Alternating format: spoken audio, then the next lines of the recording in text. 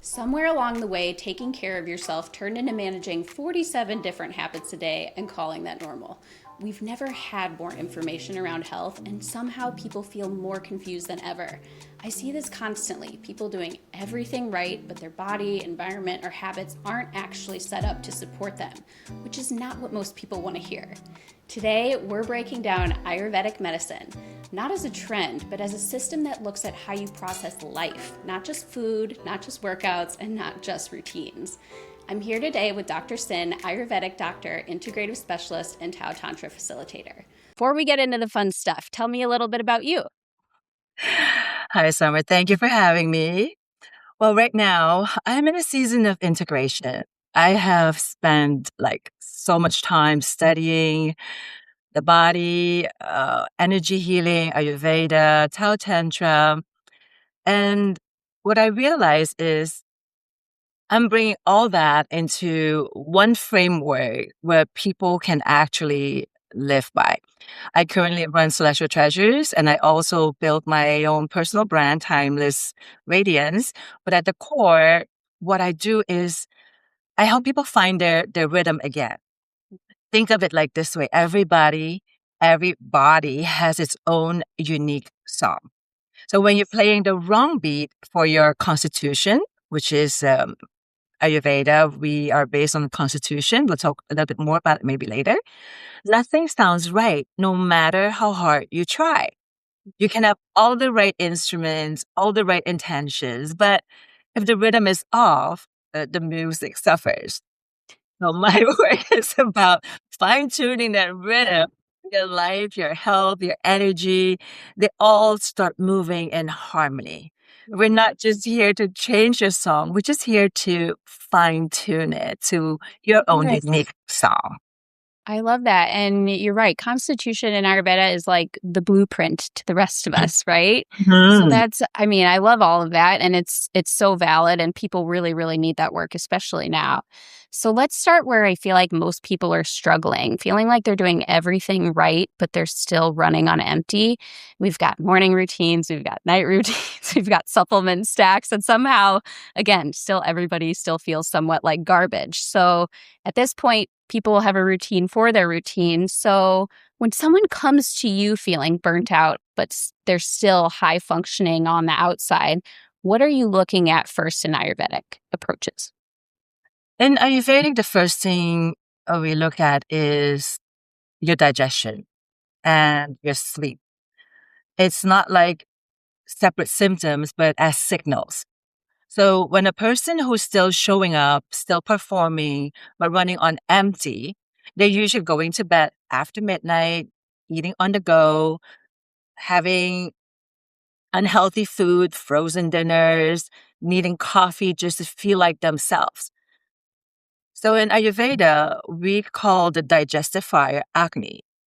Okay. It's you can think of it like the pilot light in your stove. When it's strong, everything cooks well, Hmm. right? Interesting. Yeah. Yeah. So then when it's low, nothing processes right. Not your food, not your stress, not your emotions. And most burned out high performers have a pilot light that's barely flickering, that they've been overriding it for years because we are so used to that. We are go, go, go. And we have trained our brain to override all that warning signal, that red flag that keeps going on. It's like light is low, fire too low. We just like override until you just don't know anymore that it is not burning correctly. Yeah. So it's almost like people think by repetitive processes and routines that they're going to strengthen those patterns, but sometimes they're just further depleting their fire, Yes, right? It's like yeah, an engine running hot for too long, it burns out. exactly. Or they think like, oh, I'm going to go on a quick 3-day detox and then end up depleting themselves even more because your fire is already depleted and you're going to add more cold juices type of things into your system, it just can't handle. Like your fire, you're just dousing it with more cold stuff. Juicing is usually cold. And that's another thing we can talk about later, but it is like cold stuff into fire. It's not gonna happen. Right. Yeah, I mean, water and ice extinguish fire, right? So Exactly. it's, Right. just a helpful analogy, but a realistic one. Yeah. So how do you in Ayurvedic practices determine how somebody who needs more discipline versus somebody who's overloaded? I think here's the tell. If discipline is a problem, adding more structure would would help. But if it's the system that is just overloaded, you adding more structure would make it worse. Mm-hmm. For example, I see it all the time when someone starts a new morning routine, a new workout plan, a new diet, and within 2 weeks they have abandoned all of it. I'm Yes. it. So I can relate. They think they're lazy, right? Or Yeah. inconsistent, but they're not. It's just their system simply didn't have the bandwidth to absorb anything new, Yeah. right? It's like you're trying to download a huge file on a phone that's already at 1% battery, and you try to squeeze the last bit of juice. Willpower is Mm-hmm. not a problem, right? But Hmm. it's the capacity problem. Yeah. Right. And then the medicine for a depleted system is not more discipline, is rest and rhythm.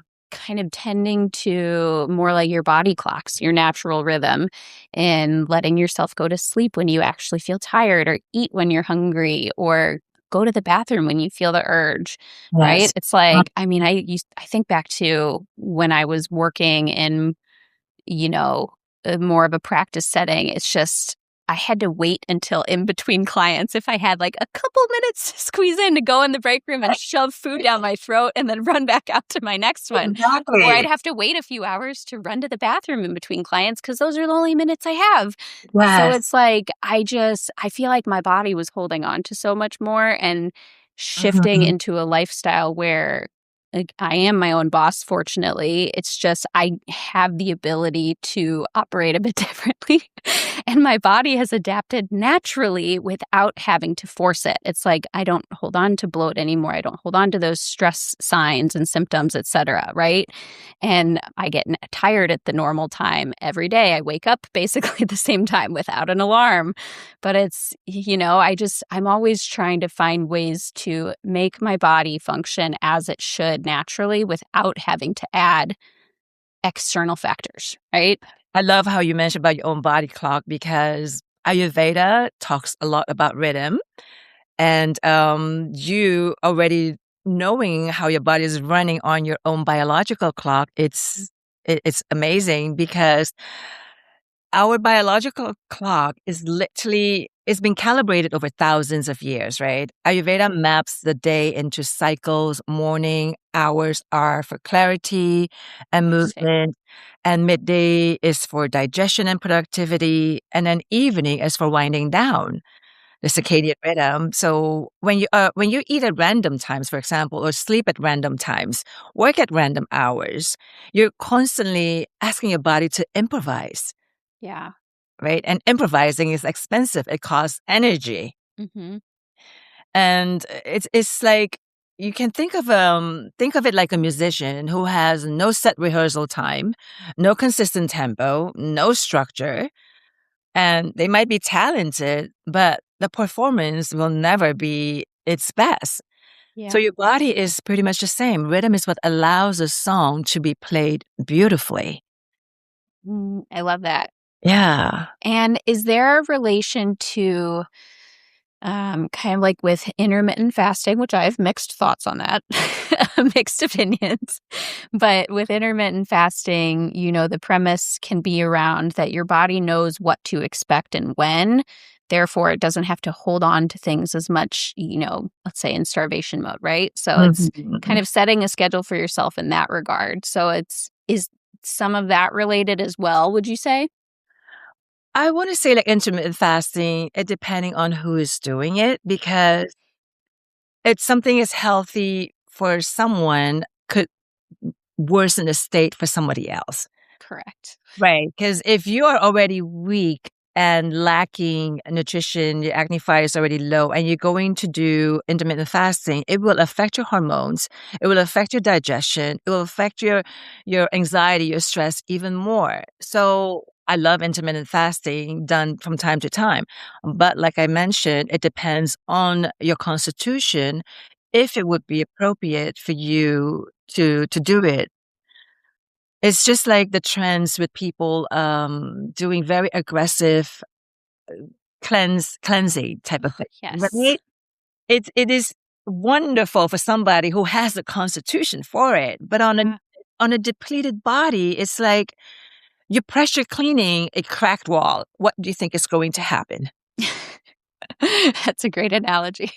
You know, right? It's like you're not Yes. cleaning it, you're pretty much just shattering or damaging it even further, Yeah.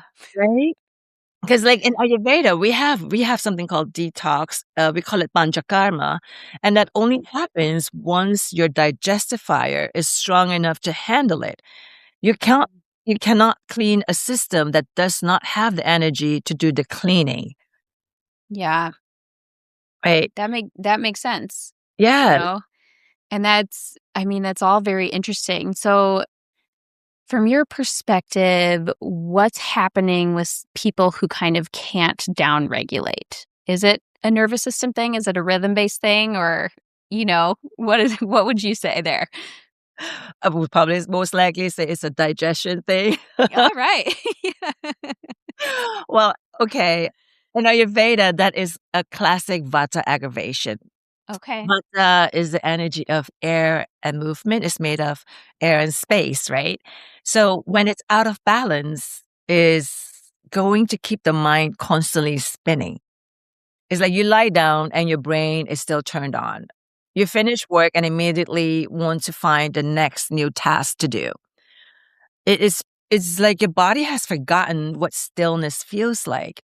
And that's for like a lot of driven women, stillness feels dangerous, like falling behind, like losing Yeah. control, Mhm. right? So we're not just asking the nervous system to relax. We're doing something more practical. We're giving it a reason to feel safe. Mhm. So then we will have like daily routine called hold on, dina dinacharya, daily routines that you can do for the body.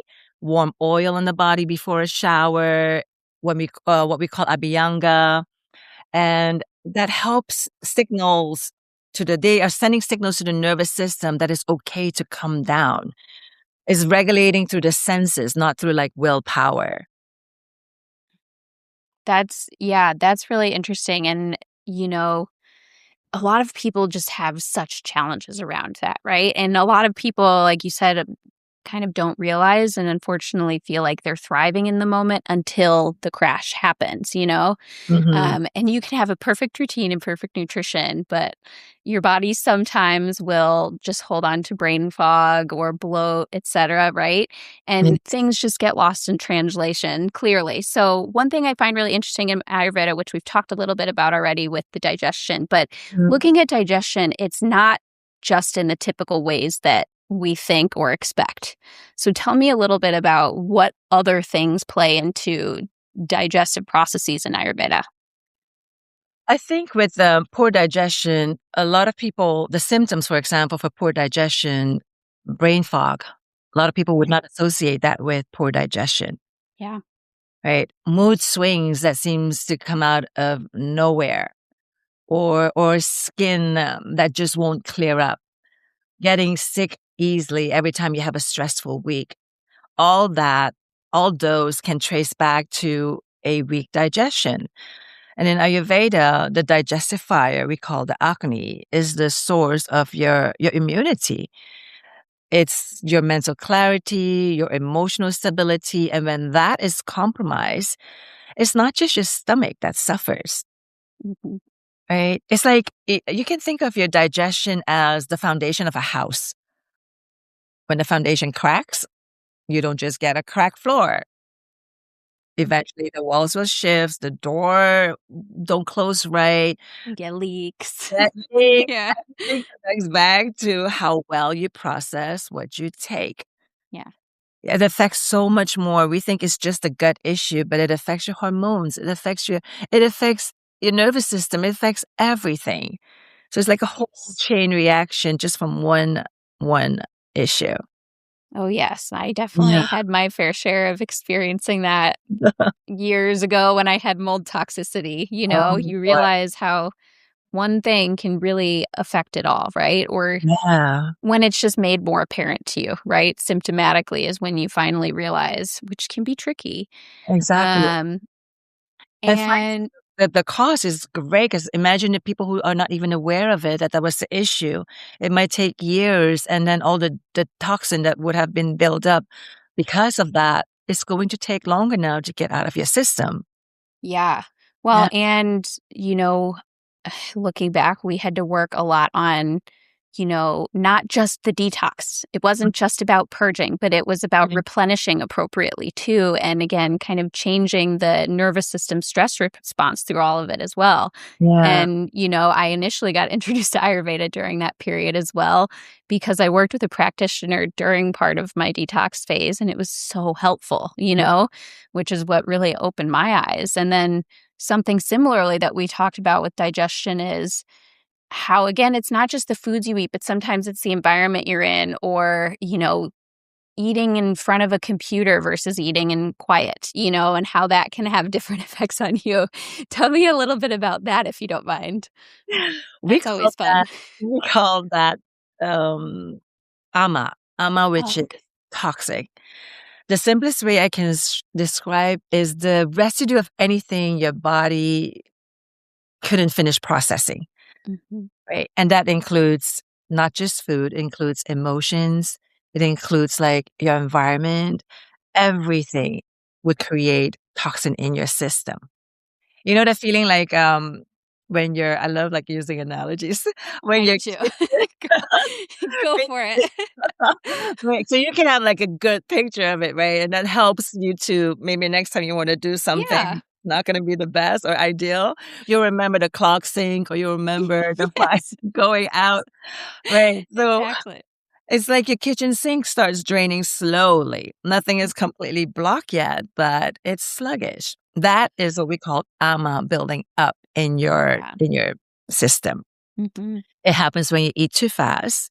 It happens when you're eating while scrolling on your phone or mhm. eating food that doesn't even agree with your body type, Yeah. right? But also, it's like, and this is what most people don't realize, it it builds also from unprocessed emotions, constant news cycles or conversations that leaves you drained, toxic environment, all that creates ama. And maybe even like mental, you create mental ama if you are watching things that are negative for you, Yeah, and do you right? think listening to all of this, I can't help but think, how would somebody's digestion and processes be affected, let's say, if every single day they're eating their meals in front of their computer while they're working, Yeah, and just in a stressed state? It's like, where is your focus? Where is your energy going in your body even? And how well can your body actually process when you're right. trying to do multiple things at once, right? Exactly. It is like you're literally eating all the stress, whatever you are watching on TV, for example, all of Ayurveda doesn't separate what you eat from what you experience. So your mind digests too. And when it's overloaded, the residue just shows up in your body. Yeah. Yeah. Which, I mean, take a simple analogy or effect that we can all think of. After time spent scrolling on social media, everybody feels a little overstimulated, a little stressed, right? Mm. And Yeah. imagine trying to do something in which you're supposed to feel easeful at that moment, right? It's a Oh, mismatch. It just doesn't work, right? it doesn't. It is So like you wanna meditate, you're going to meditate, however, you're still putting yourself in a very stressful environment and then expect that meditation to make a yeah. change for you. Yes, exactly, Doesn't exactly. Yeah. And which brings me to my next point, because people are doing everything, right? The cold plunges, the breath work, the journaling, etc. But Yeah. then they're going back to an environment that stresses them out instantly, right? And Mhm. the reality is you can't meditate your way out of a stressful environment that's driving your nervous system up. That's just not how it works, right? Right. So, at some point, you need to look at what you're operating out of. So, how much does let's say they're not just what they're physically doing when they're digesting, but how much does their visual environment impact people and their internal state in Ayurveda? We'll Profound. say mental clutter. Let's Profoundly. pick that one. Right? Yeah. I mean, we know Ayurveda has documented this for 5,000s of years. And we have a daily routine, dinacharya, we have a seasonal routine, ritucharya. Oh. And it's all built around understanding that the external environment is constantly acting on your internal state. So sound, light, color, smell, temperature, the people around you, all of it it it's input your nervous system is processing all of it, right? Yeah. Your nervous system has to process all that. So an environment is either contracting or expanding. Hmm. And then some people live and work in spaces that are literally draining them. Yeah. And So they get accustomed environment to it. plays a very it has a big influence on your internal balance for sure. Yeah, I see that a lot in feng shui as well, Yes, right? And yes. it's, I mean, again, to use an analogy, if you imagine walking into a room with an old piece of trash, you can smell Right. it initially, right? But once you're in that room for a while, you don't smell it anymore. No, You're kind of part of the smell, right? Your exactly. internal state has calibrated with the external state, which is kind of gross to think about, It is, it right? But is. similarly, it's like think about the feeling if clean out a closet or reorganize something. It's like, or Mhm. even as when you're a kid, if you rearrange your room, suddenly it's like a new space. Even though you've been there a million times, you want Yeah. to be there, you want to do stuff in there, you want to create whatever, right? So it's Mhm. like those are the effects that our environment, the simple ones that it can have on our health, our wellness, our motivation, our energy, our just ability to live, I guess, right? Totally. Yes. Yeah. And then, what are some environmental or sensory inputs that you feel like people often overlook from an Ayurvedic standpoint? Is there anything glaring, would you say? Mm, we're constantly being encouraged to spend more time late night shows. We get encouraged to spend more time on social medias Mm-hmm. instead of tuning back into our own system. Yeah. So that's the very challenging part. And we've got so much stimulation that if we are not, how do they call, is this a term for it? FOMO? Yeah. Is that what it is? Yeah, I think so. Right? I'm not even Yeah. sure. Fear of missing out. Yeah, Yeah. yeah, exactly. It was like, I gotta know about the news. I gotta hear. I gotta. No, you don't. You gotta relax Yeah, and you don't. breathe. And that is where the Tao Tantra work that I help clients do as well, bring you back, especially for women. We need to get back to the the nurture. We are nurturer from nature, right? Mhm. We tend to overgive too much. So we gotta learn to give that back to us. Yeah, And that is very challenging for many women. it is. Yes. Yeah, well, there's always this push to provide, to do more, to nurture, to people please, to make sure everybody's okay, right? Right. But we need to look at ourselves a lot of the time first. Yes. I don't know where we get this from that we must do more in order to be better, in order to be accepted. We must Marketing? be perfect so then we can be accepted. It is sad, but all that noise, it's only causing us to distance ourselves from ourselves more. Yeah, it is. It's like what we think we should be doing based Mhm. on whatever opinion versus what we should be doing based on our own internal need, right? Right, right. And then of course, with the younger generation, you see what they see on TikTok, what they see on Instagram. Oh, their life is so glamorous, so this. But then we have to come back to our constitution. what is Mhm. right for that person doesn't mean it's right for you. Yeah, everybody's not the same. Everybody's not the same. We're going back to our own song. We all have our own beautiful, unique song. Why don't Yeah. we start singing that one, Yes, playing exactly. it? I agree. It's so like, the marketing around it all is so funny to me too because it's like everybody's trying to do more to succeed themselves and be different, stand out, whatever, but then everybody's doing things that are the same as everybody else, right?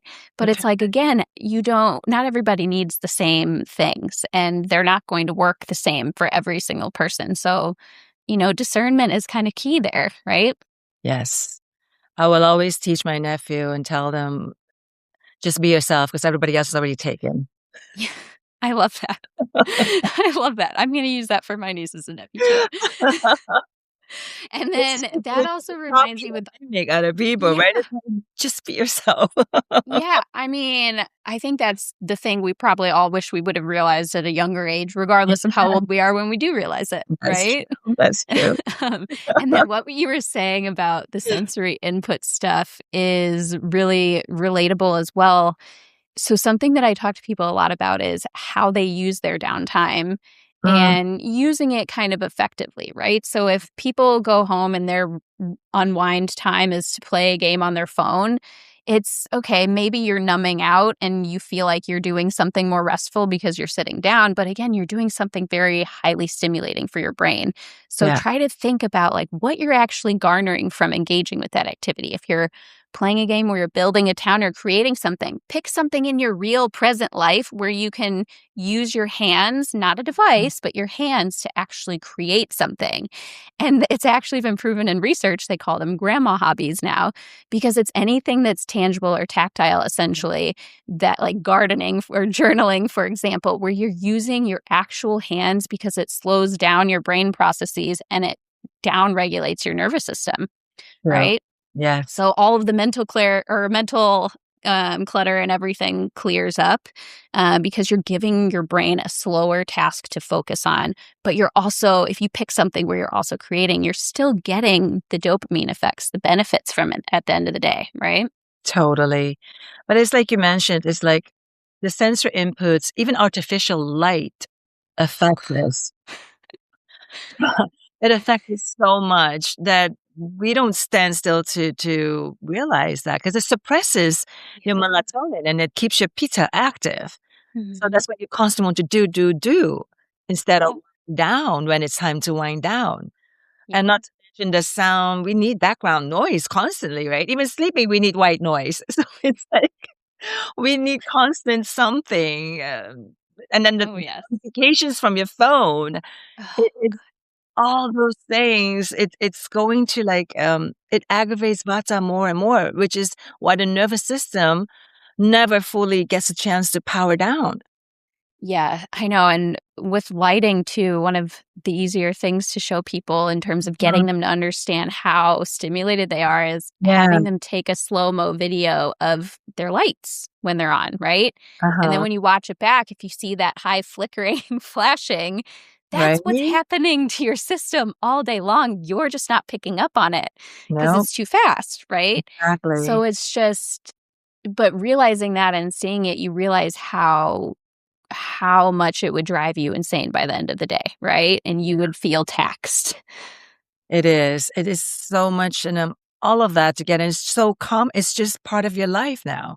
Mhm. Don't we can't imagine a world without TV, without your phone, right? And then we end up lacking touch. We have, Yes. like, touch deprivation, and the skin Yes. is the largest sense organ. So Mhm. it literally lacks a lot of nourishing touch, including self-touch. Like Yeah. in, Ayurveda, we have Abhyanga, and this dysregulates the entire system. Yeah. Okay. So Yeah. I feel like in Ayurveda, there's lots of rituals and lots of periods of time for the various rituals. So Mm, you've mentioned the seasonal, the daily, the detox ritual, right? right. What else is there? Or if there's a lot, you don't have to get into all of them, Um, but what are the main ones? the Abhyanga, the self or with warm oil massaging, it's, Mhm. It's usually very common that you can do on your own, that you don't need somebody to do it. Because with the panchakarma, you need to be supervised. It's not something you are able to do a deep detox like that on your own. It would not be advised. So Abhyanga is one that you can, and also minding your when it's seasonal. Like now, it's spring going. Yeah, it's supposed to be spring. We have snow today, but it's spring. You actually start to detox and cleanse your liver. So eating then food accordingly to help cleanse your liver. So you can Okay. prepare it and help it to digest. Your liver is doing more than 500 tasks in a given day.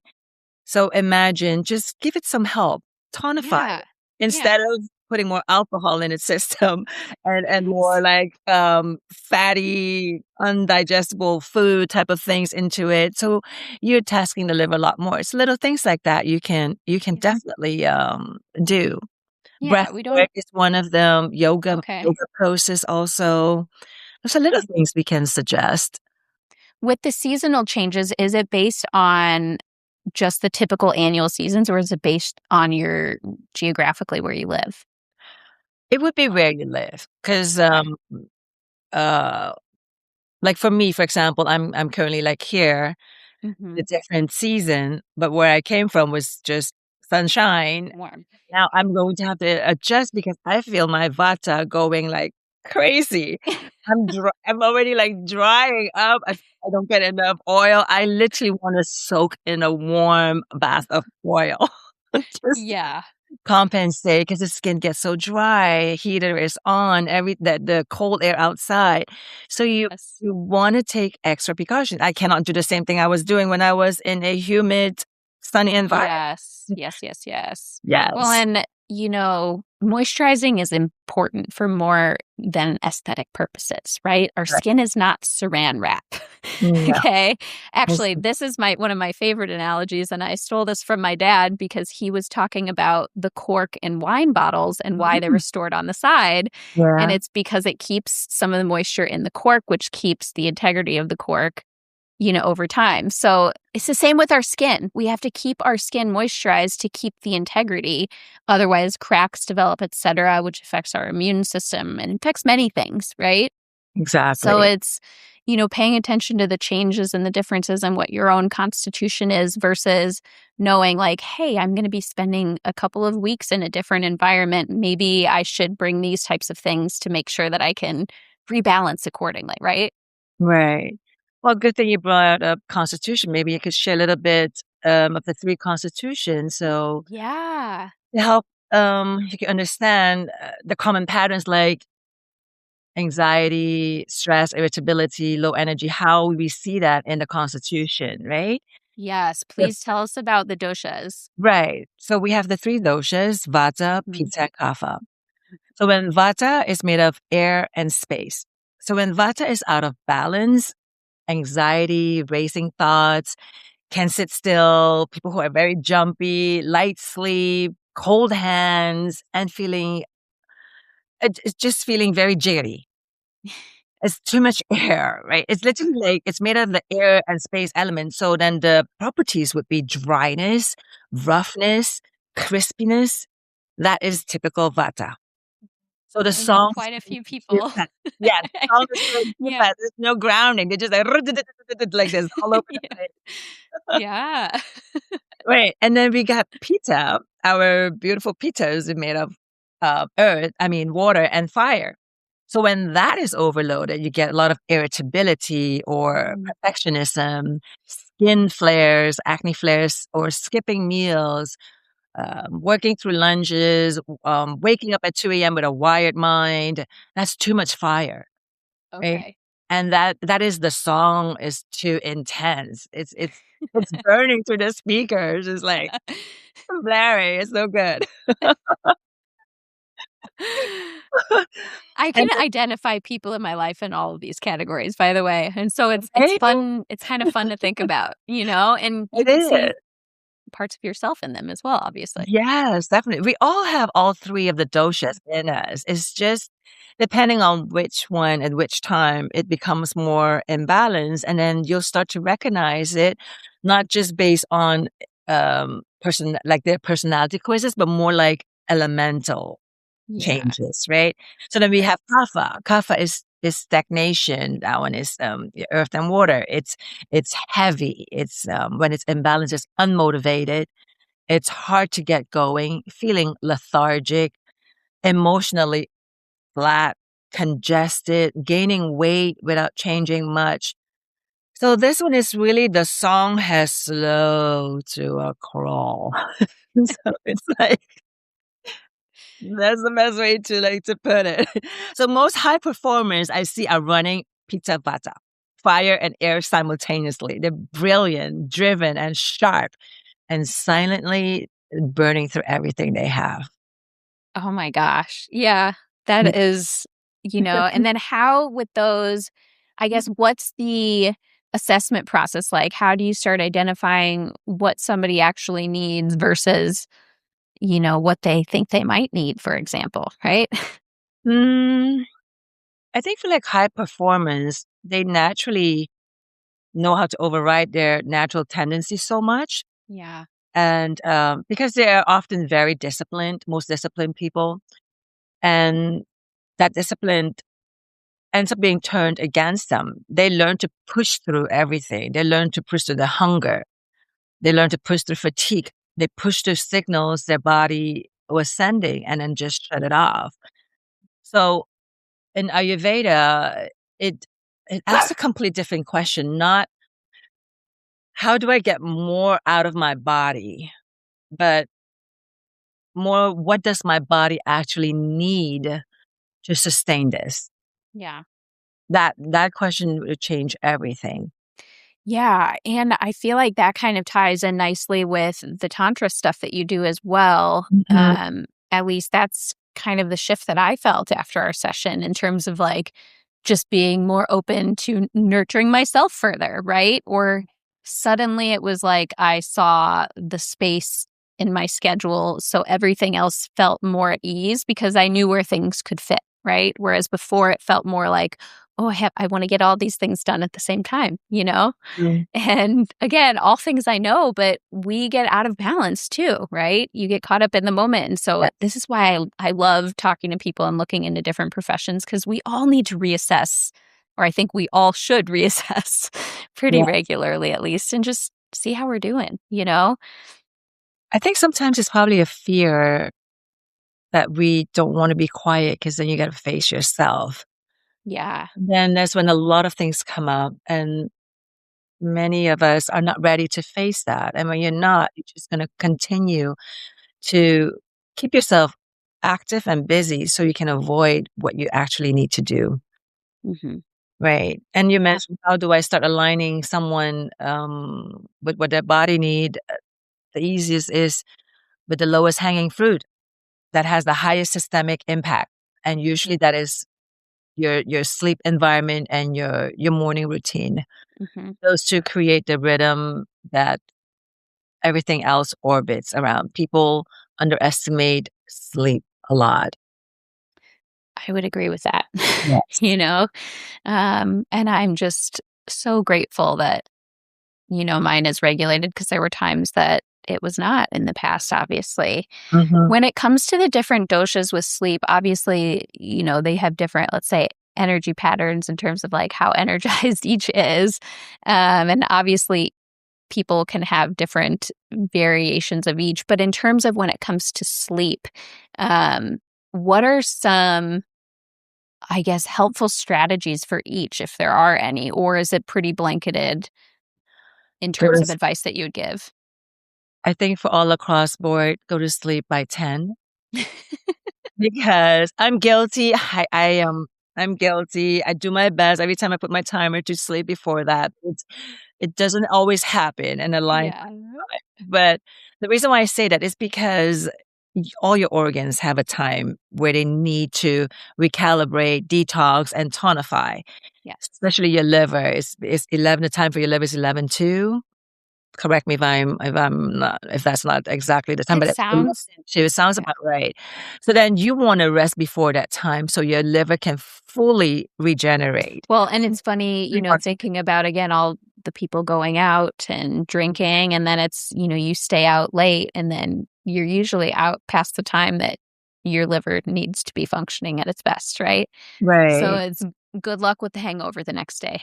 Exactly. And alcohol stays in your system for 2 weeks. Oof. Yeah. It's harsh. It is harsh. I It's hard. this again, after the mold, one little sip of alcohol with the mold and I was bright red. So Wow. ever since then, I don't know, I don't really drink often at all, you know? It's not like I'm saying to live like a saint because we still human after all. I'm Yeah. not saying I'm not, I love having my desserts, for example, which Yes. you're not supposed to have too much sugar and all those carbs. However, in Ayurveda, it's also whenever it's not to be addicted and overdo something. It's finding the right balance, right? It's like you go out, have a drink, enjoy it. The Yeah. most important part is while indulging in something that you love, make sure you are truly enjoying it. Because the moment That. you do it with guilt, you completely defeated the whole purpose. Yes. And that would actually add more Amma toxin into your system. You might as well just enjoy that hamburger, the fries with so much pleasure instead of the guilt, because that will do Yes. you more harm than good. I agree, and I see that on the energy work side a lot too in terms of different Right? chakras that are blocked when people are doing things that don't truly resonate with what Mhm. they want, right? So Yeah. it's and actually during COVID, funny story, I was part of this gym community and on Sundays after the workouts, everybody would, go eat together or go to somebody's apartment or whatever cuz what Yeah. else are we going to do? And it was only a few people, but I was tired of having my Sundays monopolized cuz I wanted to do something else. So one day I just finally said, "No, I'm not coming." And everybody asked, "Why?" And I was like, Right. "No reason, I just don't want to."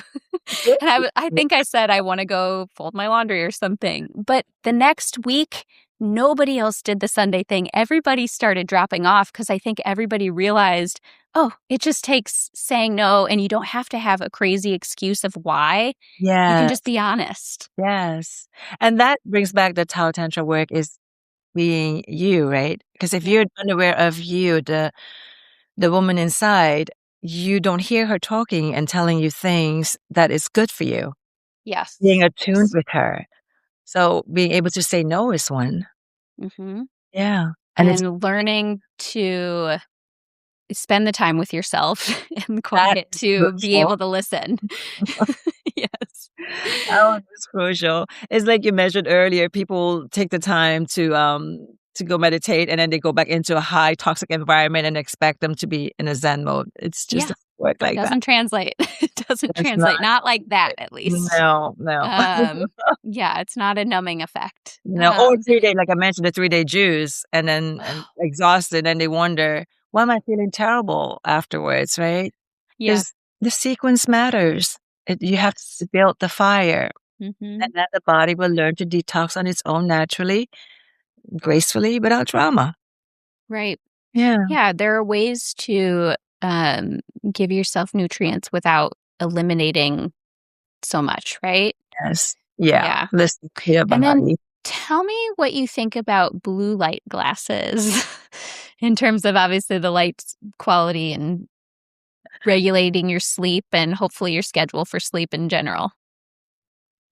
Well, I am not an expert in the blue light field. However, I do have a pair myself. So I do put it Same. on when I have a lot of screen time. When I was studying Yeah. back then, I would wear them.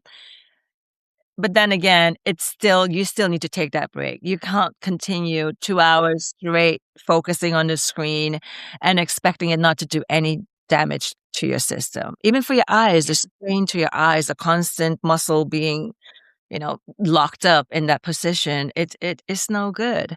Oh So the my blue light gosh. helping to protect, I hope it does. I'm not sure to what degree or how much it actually works, but, I have it on. I put it on as well. But I would scrub my eyes with energy healing to just energize them afterwards and cleanse it out of all the tightness, That's a good and idea. that helps. Just warming your palms together, rubbing it and Mm. put it over your eyes gently, just let it warm up the muscles around that eye area, helps relax them. Yeah, that's a good idea and just bring blood flow and circulation back in, right? Yeah. Too. Yes. So that's all really helpful. And if you have frankincense oil, put like a drop or two and pure frankincense. Please, no like mixture type of frankincense, but pure frankincense, just 2 drops. Rub it gently and then just cover it and roll your eyes open while rolling it. It helps to heal the eyes. Oh, interesting. I haven't heard that before. I love With that. frankincense oil, Well, yes. and frankincense smells so lovely too. So Yep, it's a yes, little it's bit of good. aromatherapy at the same time. Mhm, all Yeah. part Yes, exactly. Well, so I feel like this is the part where people either feel really validated or slightly called out in everything that we've talked about today. But I think that's the part most people miss, that it's not always a lack of effort. It's just a mismatch in what your system needs versus what you're trying to apply on top of it, right? But Yes. once that clicks, things can start to feel a lot more sustainable. Mhm. So, lastly, I want to get into, what are two overrated trends in the wellness field that you would say are out there right now? They could be devices, tools, practices, whatever. Well, you mentioned intermittent fasting already. Yes. It is so Yes. I mean, I've done it too. From time to time, I still do. Yeah. And however, when that one is done, when you already have, inflammation and irritability, skipping meals will just amplify your pitta. Mhm. You need regular nourishing food, not less food. And another one that is really popular, intense cardio. Intense cardio every 'cause you would feel guilty, "Oh, yes, I haven't sweat, I need to go do my hit or something." But when you're doing it every day when depleted, it might feel productive, but it's burning the last of your reserves, Mhm. right? Rest is the actual medicine, and like I said, if you tune into your body probably would have told you, "Today is a rest day." Yeah. Yes. And I feel like And that's the part that, again, people that are disciplined or high performers, it's because they're so disciplined. That's the part that they, yes. have difficulty recognizing or tuning Mhm. into, in terms of when is the right moment to take a pause, maybe shift to a more recovery based activity versus an intensity based activity. Um, They learn to override their systems so well. yeah. And then just keep burning through the last reserves and burning. It's like when you're young, you have a lot of reserves, but we call them ojas. I call them our magical fuel, our magic potion that we have as reserves. And the more you keep burning through it, when you get older, when you actually need them, it's not that easy to rebuild. So you want Yeah. to preserve those ojas, your magic potion in you as much as possible, And right? that, Sorry, go ahead. I was going to say, that is exactly why I'm so big on everything that I do, in terms of professionally with my clients, but just people maintaining and just being aware of what they can maintain. Because the amount of people I've worked with over the last 15 years that, as physical therapy clients, let's say, that Mhm. maybe they're dealing with something that crept up on them, or an actual injury or surgery they had. But ultimately, there's so many people that are waiting for retirement to live their life and do certain things. But then if Yes, you're just in overdrive, like all of your working years essentially, and yes, that's where everything is getting burnt out, then physically it's more difficult, it's more challenging, or sometimes, sadly, they're unable to do the things that they wanted to do when they reach that point in life. exactly. So it's all about balance and maintaining, and not forgetting to live your life in the moment too. Yes, 'cause we have a tendency to think we have time on our side. Yeah, We'll do that later, we'll do that later, we'll do that tomorrow. It's now that you mhm, have. Right? It's never know. now you gotta take care, and my mom always told us, like, "Without your health, there's nothing else." Yeah, it's so true. 'Cause whatever you wanna do without health, imagine the last time you got sick and was floored, and nobody was there to help you, Mhm. right? Your health is so important, and you're in the you're the only one that can help yourself take care of that. Nobody else can. Right. And so being mindful about how it's just like you said, a lot of these high performance people, they know a lot, and that's the thing. So they would do everything and throw it all together, like the intermittent fasting, HIIT exercises, cold green smoothies, raw salads. Raw salad is great in the summer for pitas, but not for if I'm in the winter, for example, where it's already cold and rough and dry. It's like the total opposite of what a body needs when trying to stay warm and build energy. It's not going to be from raw salads. You would want something that is more unctuous, something that's more warm, like a stew or something, right? Hmm. Yes. Yeah. It's so important to remember the right thing at the wrong time for Hmm. the wrong person is still the wrong thing, Yeah, right? exactly. So that's the whole point of Ayurveda being curated and personalized medicine. Yes. I love that and I really appreciate that, you know. And then now, what's one underrated thing in the wellness industry? A simple hack. Simple or just something you wish more people knew about? What I just mentioned, I had it like a little Instagram post about it. Warm water. Yes. Simple glass of warm water could change your whole digestive system. That is Yeah. perfect. First thing in the morning. After you brushed, first thing in the morning, sip on a glass of warm water. That will just help like wake up your acne, wake up your digestive system, wake up your system, and let them know, hey, we are getting ready to have some food. Yeah. And I also mentioned warm water is not the same as lemon water. 'Cause lemon water is medicinal, and that has its own set of rules.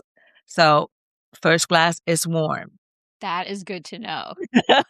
Well, and I'm glad that you specified that lemon water is medicinal, right? And Yeah. not just that it's different, because people might be like, "Oh, it's a different flavor." Just like a lot of people assume, "Well, coffee's a warm beverage. I can just drink coffee." Yeah, that's No, one of the not the worst. Right? same. First thing in the morning, do your warm water and then have the coffees, be like, "Okay, but warm first." Yeah, Yes, exactly. that would be ideal. I mean, I'm guilty of taking my, warm lemon water every morning back then without really realizing that it is adding more, it's constricting more instead of expanding. Because if you're just Yeah. sour 'cause, it's like, this goes into a whole different podcast, I think. 'Cause Hey, we can do a part 2. we talk about food with the different tastes and their Yes, food as terrible. medicine. Exactly. So that exchanges everything. Hence, lemon water has its own, properties that would not be ideal first thing because of Yeah. what it does. Yeah. It Yeah. will then constrict instead of expand. Yeah, and there's probably different factors that come into play too that you would recommend Mhm. if people are taking medications or, Yeah. whatever, right? Exactly, exactly, and So, what kind of food they're eating also not to mix with the citric acid. A lot of different things plays a role. yes, Yes. exactly. Mhm. Amazing. Well, huge thank you to Dr. Sin for chatting with me today. Please tell everybody where they can find you. If I'm in Miami, Celestial Treasures, I'm in the Grove, Coconut Grove, so you can stop by and say hello, and also on my, website, Timeless Radiance by Sinlai.com is where you can find me, and, yeah, that would be the 2 places for now. Lovely. Well, thank you so much. So, most of what's trending in health right now is just more. More habits, more rules, more things to track, more things to optimize. But if your system can't actually process any of it, it just becomes more noise. You don't need more, you need what actually works. I'm Summer, Doctor of Physical Therapy and Integrative Wellness Consultant. Until next time.